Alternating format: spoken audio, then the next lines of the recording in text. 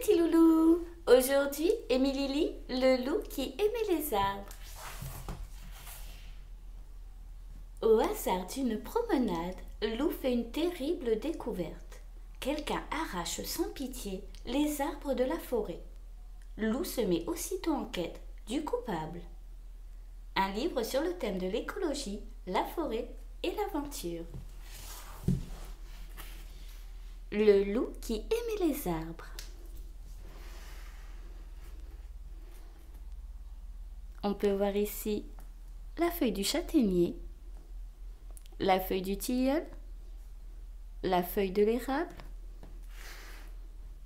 les feuilles du chêne, une feuille de bouleau et une branche d'épicéa. Le loup qui aimait les arbres.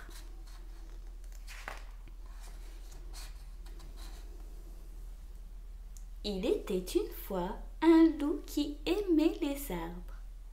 Il connaissait chacun des arbres de sa forêt, les saluait lorsqu'il se promenait. Plus que tout, il aimait s'allonger et regarder leurs feuilles changer de couleur au fil du temps. Il s'appelait Lou.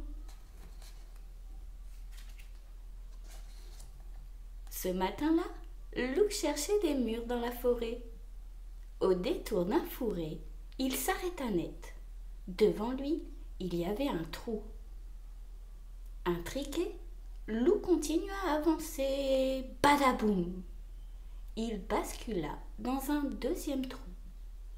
« Mais que se passe-t-il » marmonna-t-il en se relevant. « Où sont passés les arbres ?» C'est alors qu'il vit... non pas un, mais 20 trous dans la terre. Et tout autour, des branches cassées, des feuilles écrasées.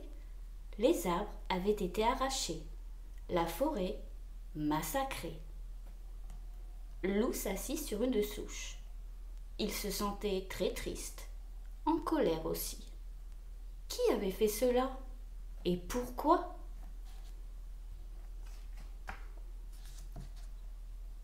Sur le chemin du retour, Lou s'arrêta chez les ours. Ils jardinaient dans leur potager. « Quelqu'un a arraché des arbres dans la forêt » lança Lou.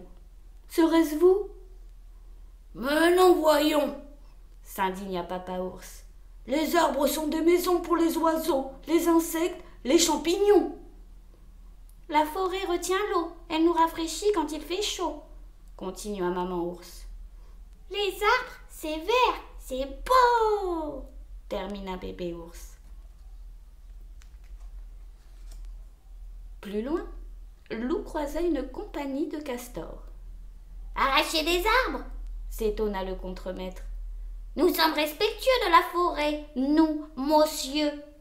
Nous n'utilisons que les arbres que nous avons plantés. »« Tout le monde sait que les arbres sont précieux » ajouta un ouvrier. « Grâce à eux, on respire mieux. »« Pourtant, quelqu'un s'en prend à la forêt » renifla Lou, suspicieux. « Et je vais le trouver. »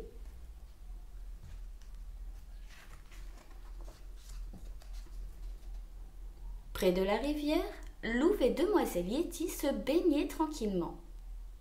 Lou s'approcha d'elle et lança. « Quelqu'un déracine des arbres dans la forêt. Ne serait-ce pas toi, par hasard, Titi?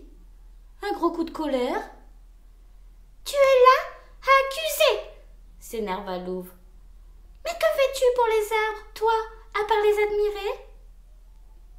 Lou baissa la tête, tout penaud. Son ami avait raison, mais cette fois, il allait agir.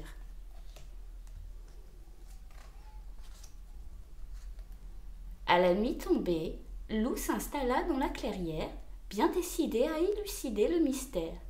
Il allait surveiller la forêt. Aussitôt dit, il s'endormit.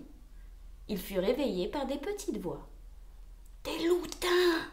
murmura Lou. « Je dois rêver. » En l'entendant, la petite troupe s'éparpilla dans les herbes, effrayée. « Revenez !» tonna la loutine en chef. « Ce loup peut sauver la forêt. » Vous savez qui arrache les arbres? S'exclama Loup. Suis-nous, et tu verras.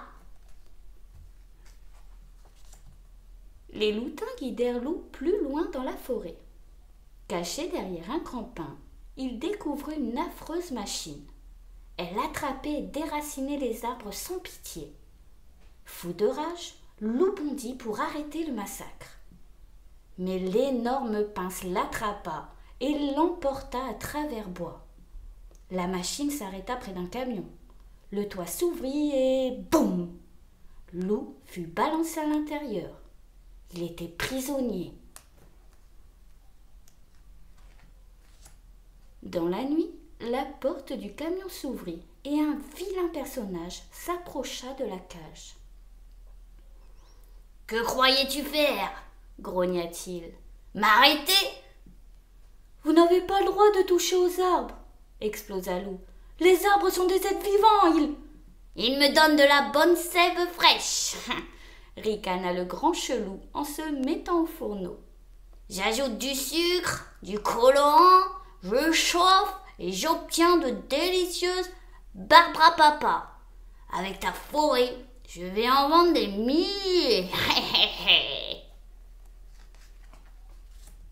Au lever du jour, le grand chelou ouvrit son camion et se mit à crier. « Oyez, oyez, habitants de la forêt, venez goûter mes Barbara Papa, prix bas, goût extra. » Aussitôt, les curieux affluèrent.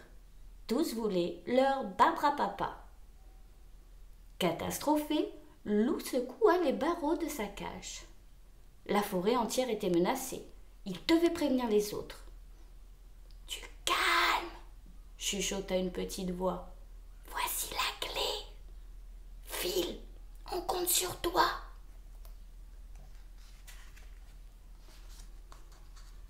Loup se glissa hors du camion et disparut sous les frondaisons.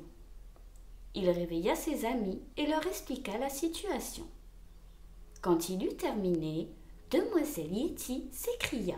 « Je voudrais bien les Barbara Papa, moi !»« Tu n'as rien compris !» la gronda Loup. « Tu aimerais, toi, que ton Himalaya serve de fabrique à Barbara Papa ?»« Je n'avais pas réfléchi, » s'excusa la Yéti. « Il faut chasser ce méchant de notre forêt. »« Exactement, » fit Loup. « Et voici mon plan. » En moins de temps qu'il n'en faut pour manger une Barbara Papa, Demoiselle Yéti fut déguisée en monstre de la forêt. Loup Blanc fabriqua un masque terrifiant. Gros Louis prépara une teinture vert pétant. Joshua colora Titi et Loup, lui appliqua son vernis. « Attention à ne pas dépasser !» l'avertit la Yéti. « Je déteste le vernis mal posé. » Pour finir, Alfred alla cueillir un énorme bouquet d'orties. « Maintenant, à toi de jouer, Titi !» fit Loup satisfait. « Sois plus terrifiante que jamais !» Suivie de loin par ses amis, la Yéti fit irruption près du camion. Le grand chelou était en train de compter ses sous. Demoiselle Yéti s'approcha et hurla à pleine voix. « Rah ! Je suis le monstre de la forêt. Tu as fait du mal à mes arbres. Maintenant, c'est toi qui vas payer. » Au même moment, les arbres de la forêt secouèrent leurs branches en un bruit effrayant. Le grand chelou se redressa, tout tremblant. « Honte à toi, misérable vermisseau !» rugit Demoiselle Yéti. « Si tu remets les pieds dans ma forêt, je te réduis en purée de loup-pabot. » Le méchant s'enfuit, terrifié, et on ne le revit jamais. Pour fêter la victoire, les loups organisèrent un joyeux banquet. Au moment du dessert, la loutine tapota sur son verre. « Merci mes amis, grâce à vous, la forêt a été sauvée. En souvenir de ce jour, voici une graine. Plante-la, loup, et tu verras quel arbre magnifique elle donnera. Plantons, planter. Si tu as aimé mon histoire, abonne-toi.